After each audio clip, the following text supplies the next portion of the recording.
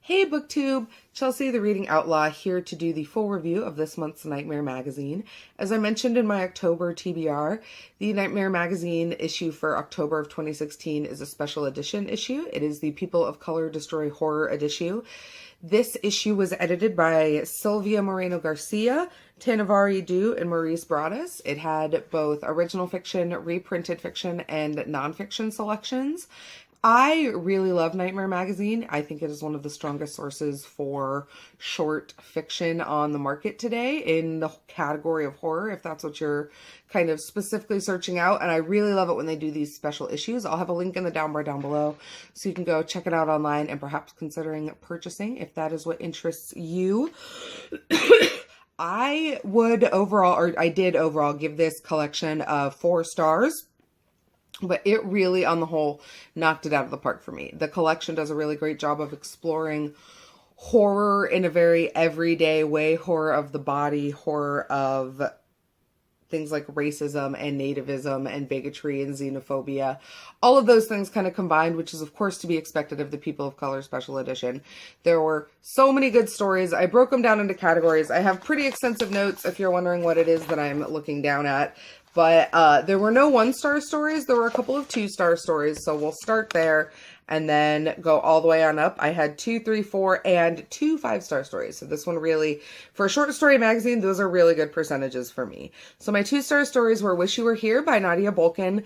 This was a tell me a ghost story kind of frame tale that looked at the horrors of war and genocide, specifically in Eastern Europe, which I thought was really, really interesting. The second story is The Show by Priya Sharma. This is from their reprinted fiction section. This is a story about mediums and psychics and kind of crosses that line as to whether or not mediums are real or a scam. It was well done. Those kinds of stories just aren't really like my jam. So I enjoyed it. It just didn't like knock my socks off. And then I had 3 3-star stories, one of which was a reprint. There was None of This Ever Happened by Gabriela Santiago. This is a story that's very meta. The whole thing starts with there's this rock on the ground and the rock has the word eat written on it. And the story starts and it said, I did not pick up the rock and take it into my apartment. The rock I did not take up and take into my apartment sat outside on the sidewalk. So it's and then each sentence kind of builds on that to this very fervent kind of horrific story that looks at creativity. The main character is a writer, but not a writer, and she's writing a story that's a story about herself, but not about herself. So it was very kind of interesting in playing with those lines between what is sanity and what is insanity, especially where the creative is concerned. Then I also like The Taming of the Tongue by Russell Nichols. This is a very traditional like monster story. It's set on a plantation shortly after the end of the Civil War, so blacks have been freed. But this young woman is still living with her family and nothing has actually changed. They're not slaves anymore, but they still live in their cabins, work at the master's house, work in the fields. All of the things they were still doing, they just have their freedom. So it gets at the kind of pull of what that means and what kind of change does that signify. But the main story is about what in the woods around this plantation, there's a monster that will only eat runaway slaves. But if you speak a certain word, instead of eating you, it will let you kind of sit in its mouth. Like think like Pinocchio in the whale, like sit in its mouth and it will carry you to freedom. And so it gets a lot of those kind of not only traditional monster tropes, but it brings in a lot of almost like slave narrative and plantation narrative architectures into that, and I think the two really interplay well together. And then the last 3-star story was a reprint. It was Monstro by Junot Diaz. I love Junot Diaz. If you haven't checked out his work, I recommend starting with The Brief and Wondrous Life of Oscar Wilde, although I also really liked Drown. But Monstro is a kind of disease, pandemic, zombie, monster story that is really heavily imbued with this Dominican Republic environment and characters and context and language, and that sits really heavily throughout the story, and it really comes across really well, which I love because that's what I appreciate the most about reading his other fiction. The monster tale itself, or the zombie tale itself, was definitely well done, and it definitely gave me kind of the creeps, but I think the stronger part of the story was definitely from that Dominican Republic influence. There was one 4-star story, and it was called The Diet of Worms by Valerie Valdez. This story really scared me because this story is one of those stories that you can see yourself in, like as opposed to like a monster story or a psychic story. This is a story about a person who works at a movie theater, and that person is just kind of going about their day cleaning. They step into this theater that's very odd. The movie that's playing in it doesn't really make sense. Every time the character goes in, they think they only step in for a couple minutes, but years go by.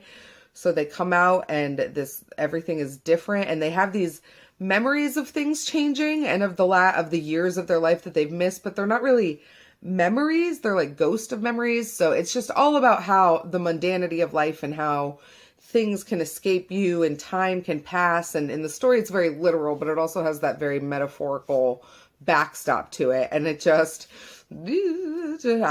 creeped me out. It definitely did a very good job. It was a very kind of hauntingly creepy as opposed to like, creepy, but it really worked well on the page. Then I had 2 5-star stories.